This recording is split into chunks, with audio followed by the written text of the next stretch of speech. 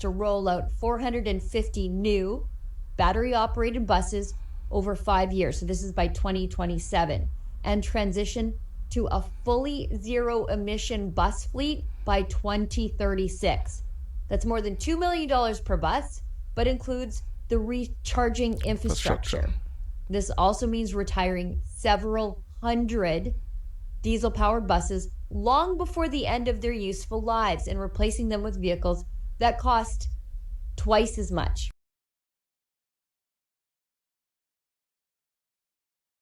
Hello everyone, welcome back to another episode of Parts Talk. Thank you for joining me. I appreciate each and every one of you. Our schools and colleges are turning out people who cannot feel fulfilled unless they are telling other people what to do. Price of their self-indulgence is the sacrifice of our freedom. And if we don't defend ourselves against them, who will? And that's Thomas Sowell, American economist, social philosopher, and political commentator. A couple weeks ago, I brought you a video report out of Edmonton about the one-ton waste of taxpayers' money on acquiring electric buses in that city. And it didn't end there. More cities are feeling the pinch from the EV mandate. To give an overview without going back to my own video, here's a rundown from CanadaFreedom.ca. Let's get into this. You're putting together what I'm doing here. The city of Edmonton is seeking more than $82 million in damages from vehicle manufacturer Proterra in regards to a contract for electric buses. Edmonton, or rather Edmonton taxpayers, purchased 60 battery-operated buses from the California-based Proterra between February 2019 and August 2021. Now, Proterra filed Chapter 11 bankruptcy. Chapter 11 bankruptcy protection is a form of bankruptcy proceedings that allow the businesses to continue operating while it works with creditors. In the original purchase contract for the buses, Proterra committed to numerous warranty obligations and claimed the buses would achieve a certain operating range. Yeah, I bet they did. In the claim against Proterra filed February 2nd, the city of Edmonton says that the buses have never once, sorry, I should laugh, have never once achieved the operating range laid out in the contract, and there have been significant defects with the buses. Contrary to the contract specification that the buses would be suitably designed to perform in Edmonton's climate conditions and would have an operating range of 328 kilometers or 268 kilometers in extreme cold, the range has consistently been much shorter, the claim says. On average, the bus range has been approximately 165 kilometers in the winter and at best 250 kilometers in warmer weather. Mechanical issues such as gearbox failures, steering box failures, and cracking of the composite body structures have also kept most of the buses off the road. Here comes the city of Ottawa, and they say, sign us up to that mess too. Look at this.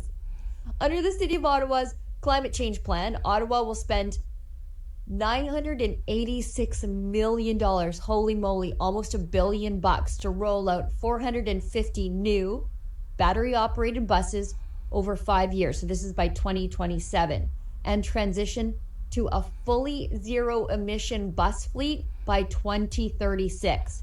That's more than $2 million per bus, but includes the recharging infrastructure.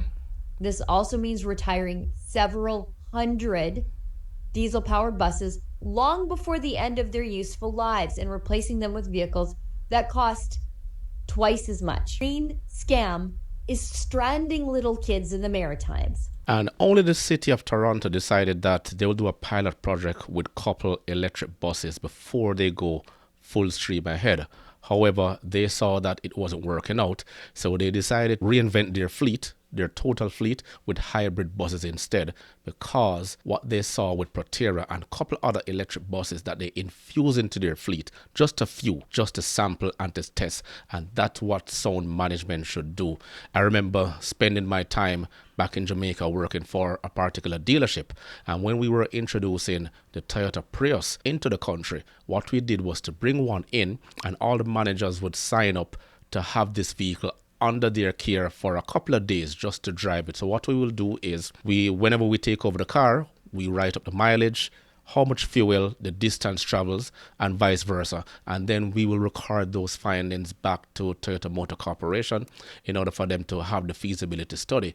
We didn't go head on and bring an entire fleet of cars over and then foreseeing problems in the end. There has to be research and development, and that's what sound management is all about. Now, I am going to bring you the full details of what's happening over there in Prince Edward Islands. So 3 years ago, the P.E.I government introduced its new electric school buses amid great excitement. However, some drivers now report numerous issues, with up to 16 to 18 buses requiring maintenance simultaneously out of a fleet of just over 100. Take a look at this. Robert Geiss, president of CUPE Local 1145, representing school bus drivers, criticizes the government's rush procurement, suggesting it's now students and drivers who are going to bear the consequences. And he highlights significant problems with the heating systems, resulting in icy interiors and windows fogging or freezing.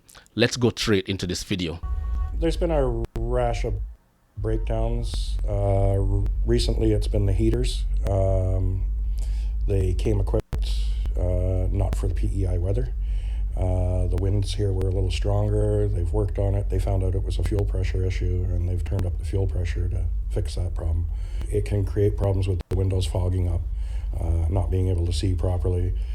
You get 70 people breathing. You know what it's like in your own car, but then you multiply it with 70 kids breathing, and adds quite a bit of condensation to the vehicle. We have a limited number of spare buses, and if a majority of the buses go down, you're going to run out of spares. We can't keep, unfortunately, 20 or 30 spare buses just sitting around in case one breaks down.